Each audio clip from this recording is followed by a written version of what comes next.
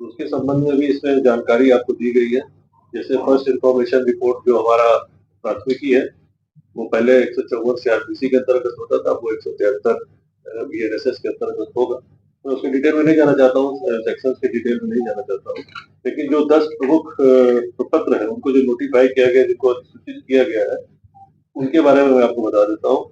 एक first information report है। First information report जो कि 0 एफआईआर से जुड़ा हुआ है, उसका अलग प्रपत्र है। पीई का इसमें प्रावधान किया गया है, इस कानून में प्रिलिमिनरी इंक्वायरी का प्रावधान किया गया है, उसका प्रपत्र है। तो इसका नॉन कॉग्निजेबल ऑफेंस, जो असंज्ञेय कोटि के अपराध होते थे, उनके लिए नया प्रपत्र निर्धारित किया गया है। फाइनल फॉर्म, जो अनुसंधान के बाद सबमिट किया जाता था, फाइनल फॉर्म, उसका प्रपत्र है। सर्च और सीजर मेमो है। अरेस्ट कोर्ट सरेंडर मेमो है। एफएसएल का जो प्रपत्र है, वो अलग से बनाया गया है। उसके बाद जो एग्जिबिट हम सीज करेंगे या कोर्ट को भेजेंगे या जांच के लिए भेजेंगे, उनके लिए अलग प्रपत्र है। और अरेस्ट के संबंध में, अरेस्ट के में भी इसमें काफी चेंजेस हुए हैं। सर्च और सीजर के संबंध में बीएनएसएस में काफी परिवर्तन हुए हैं। इसलिए जहां पर अधिक परिवर्तन हुए हैं और चीजों को एक तरफ से नए सिरे से लागू किया गया, उनके संबंध में उन्होंने नए प्रबंध निर्धारित किए गए थे और उसको सरकार द्वारा अधिसूचित किया गया है। इसी की कड़ी में जो धारा 37 है भारतीय नागरिक सुरक्षा संहिता, जिसको शॉर्ट और बीएनएसएस कहते हैं, उसमें प्रावधान किया गया था कि पुलिस मुख्यालय और प्रत्येक जिला में एक नियंत्रण कक्ष की स्थापना की जाए। तो नियंत्रण कक्ष तो हमारे पास पहले से है, लेकिन इसका आशय ये था कि इसमें 2 पदाधिकारियों की तैनाती की जाएगी, सब इंस्पेक्टर और एएसआई रैंक से होने चाहिए या उससे ऊपर कुत्ते के पदाधिकारी हो सकते हैं, क्योंकि गिरफ्तार करने वाले जो भी, यदि 24 घंटे में जो भी गिरफ्तारी होती, उसके संबंध में वो लेखा जोखा रखेंगे और जिला मुख्यालय और थाने के बाहर इसका प्रदर्शन किया जाएगा, एक जगह पट्टिका के रूप में या जो भी किसी माध्यम से, कि पिछले 24 घंटे में किन किन लोगों को गिरफ्तार किया गया, किस उद्देश्य से गिरफ्तार किया गया। तो उसका भी नोटिफिकेशन जो है वो जारी किया जा चुका है।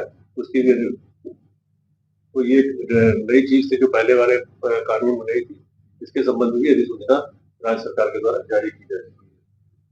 अग्रता इस संबंध में और जानकारी ये देना है कि कुल हमारे यहाँ पिछले 1 महीने से करीब लास्ट के 20 दिन से, चूंकि चुनाव था, चुनाव के बाद से जब आचार संहिता समाप्त हुई, 10 तारीख से 10 जून से लेके अलग अलग बैचेस में 3 दिवसीय कार्यशालाएं हम लोगों ने आयोजित की गई, जिसमें 25,000 से अधिक जो हमारे अनुसंधान करता है और जो सीनियर ऑफिसर्स हैं, डीएसपी, एसपी, इवन डीआईजी, मुख्यालय के में भी एडीजी पंक्ति के जो भी पदाधिकारी थे, उन सबको हम लोगों ने प्रशिक्षण दिया है। 3-3 दिन का प्रशिक्षण था और 5 बैच में इतने लोगों को प्रशिक्षण दिया है। कुछ लोग हाइब्रिड मोड में किया गया था। हाइब्रिड मोड मतलब कुछ लोगों ने खुद उपस्थित होकर ये प्रशिक्षण प्राप्त किया और कुछ लोगों ने वीसी के माध्यम से प्रशिक्षण प्राप्त किया था।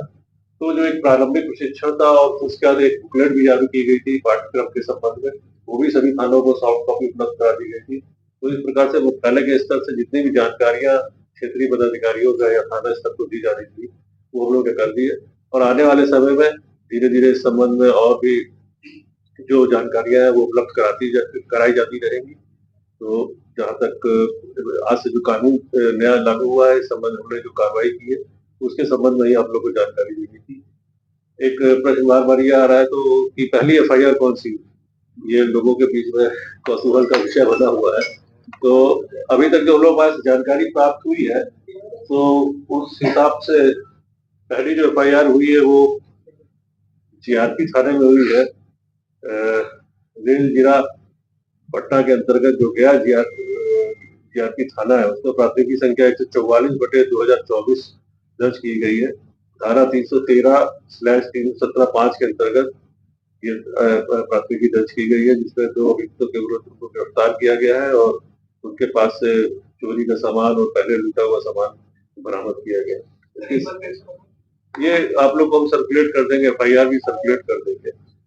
ये एफआईआर नंबर 144/2024 है। गया रेल थाना जो कि पटना रेल जिला अंतर्गत आता है, इसको ये अभी जो हम लोग पास सूचना आई है, क्योंकि लगातार एफआईआर दर्ज हो रही है, लेकिन जो मुख्यालय को सूचना उपलब्ध कराई गई उसके हिसाब से जो एफआईआर है वो ये है, जिसके बारे में आप लोग को और विस्तार से जानकारी। धारा 313/317 ब्रैकेट में 5, ये स्टोलन प्रॉपर्टी को रिसीव करने की धारा है। तो ये 2 लोगों की तो गिरफ्तारी भी की गई है। ये लोग प्लेटफॉर्म से गिरफ्तार किया गया था और ये इन्होंने स्वीकार भी किया कि इनके द्वारा चोरी और इस तरह से लूटपाट की जाती रही है। और आपको प्राथमिकी की कॉपी भी होगी तो हम आपको सर्कुलेट कर देंगे। That's all I have to say. अगर आपको टोटल कितने आदमी ये घटना सर आज 1 जुलाई को जो की गई सुना हाँ ये घटना टोटल आज कितने हुए इनका आइडिया नहीं इस तरह से डेटा नहीं आता है, लेकिन 24 घंटे के बाद ही डेटा होता है। घंटे घंटे में हमारे पास प्राथमिकी रिसीव नहीं होती है पूरे राज्य से, ऐसी व्यवस्था नहीं सर। अभी तो उस तरह की कोई जानकारी उपलब्ध नहीं हुई है। पी का जो प्रावधान किया गया है वो उसमें अभी तक इस तरह की कोई जानकारी नहीं हुई। देखिए सीसीटीएनएस में अपलोड होता है, आजकल तो एफआईआर सारी ऑनलाइन हो जाती है, तो किंतु जो मुख्यालय में रिपोर्ट आती है वो इस तरह से नहीं आती कि कोई एफआईआर दर्ज हो तो तुरंत हमको सूचना मिल जाए, लेकिन 24 घंटे में जब जितनी एफआईआर होंगी तो आ जाएगी। तो आज सर सारे तो थाना जितने हैं सारे सीसीटीएनएस से कनेक्ट हो चुके हैं। हाँ बिल्कुल हो चुका है। Everything will be available. लेकिन हाँ ऑनलाइन हो जाता है, लेकिन उसमें थोड़ी टाइम लैग रहता है। एफआईआर होती है ना, उसको भरने में, उसका प्रपत्र भरने में, सारी चीजें करने में ऐसा नहीं है कि एफआईआर हुई और तुरंत उसको थोड़ा टाइम लगता है। और ये फॉरेंसिक जो आपके